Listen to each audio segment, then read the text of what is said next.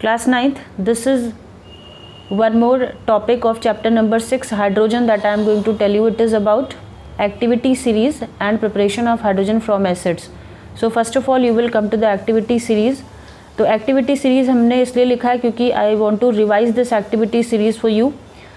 So one thing I want to tell you कि ये जो एक्टिविटी सीरीज़ है, इस एक्टिविटी सीरीज़ में आपको कुछ वेरिएशंस भी अलग बुक्स में मिल सकते हैं, तो don't you worry about this. The metals which are present hydrogen, they will always present above hydrogen in the activity series, and those are present below hydrogen in the activity series, they will always be present below in the activity series. Is it okay? ये हो सकता है कि कुछ activity series में कुछ और metals को इंक्लूड किया गया हो, तो don't you worry about that, आप जो चाहो वो लर्न कर सकते हो. तो इसमें क्या है कि here preparation of hydrogen from acids. तो आपको ये बहुत अच्छे से पता होगा कि जो मेटल्स एक्टिविटी सीरीज़ में हाइड्रोजन के ऊपर प्रेजेंट होती हैं, वो सारी मेटल्स एसिड के साथ रिएक्ट करके एसिड में प्रेजेंट रहने वाले हाइड्रोजन को हाइड्रोजन गैस के फॉर्म में रिलीज़ कर देती हैं. इसलिए एसिड को हाइड्रोजन गैस बनाने में यूज़ किया जाता है. ठीक है. For example, suppose that a metal which is magnesium here, it is present above hydrogen in the activity series. That's why this magnesium can react with this magnesium can react with dilute acid and can release hydrogen gas.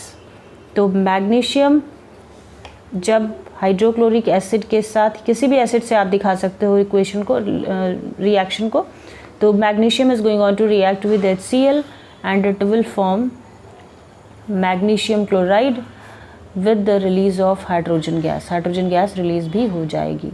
ठीक है. तो hydrogen gas बन गई ना. हमारा target क्या है? Preparation of hydrogen from acids. तो एसिड जब मेटल के साथ रिएक्ट करेगा, उस मेटल के साथ जो कि एक्टिविटी सीरीज में हाइड्रोजन से ऊपर होगी, तो हाइड्रोजन गैस एसिड से रिलीज हो जाएगी. ठीक है. Next one is that is about, you can write some more equations also. जैसे कि मान लो हमने लिया यहाँ पर एल्यूमिनियम, इसको बैलेंस करना होगा आपको. तो to balance this equation I have to put 2 here, then I think that the equation will be balanced. Okay. Next one is, suppose that aluminium which is also present above in the activity series, present above hydrogen in the activity series.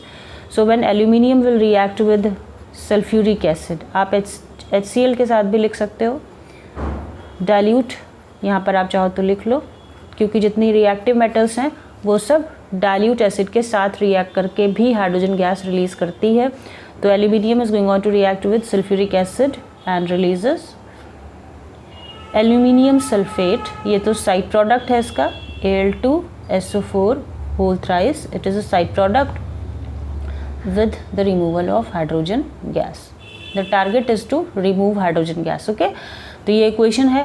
अब इस equation को आपको, चूंकि disbalance equation आपको लिखना नहीं होता है, that's why after writing this equation you have to balance the equation. So I think if I will put 3 here and 3 here in front of hydrogen, that the equation will be balanced. Okay.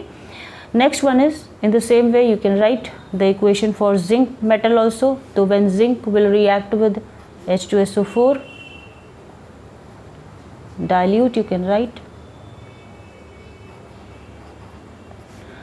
then also it will form a side product zinc sulfate with the formation of hydrogen gas.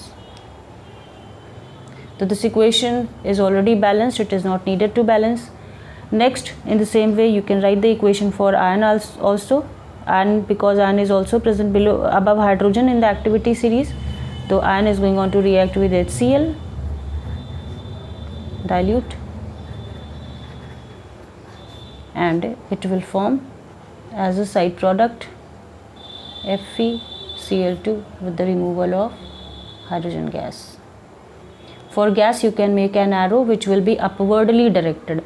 If you are making an upwardly directed arrow in front of any symbol, it means you are trying to show that this substance is a gas.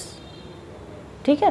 तो इसलिए हमने यहाँ पर arrow बनाया. As it is not necessary, if you want you can make this arrow, that will be good for you. If you don't want to make this arrow to represent gas, you can write G आप इसके सामने G भी लिख सकते हो inside a bracket. Is it okay? In the same way, you will read the preparation of hydrogen from bases also. तो जो bases होते हैं they will also react with metals. Yeah, you can say that bases can also produce hydrogen gas by some particular reactions like metals. So I'll explain about that also, but not in this video. In my next video I'll explain about that preparation of hydrogen gas from alkalis or bases. Is it okay? So this is all about for today. Thank you, class.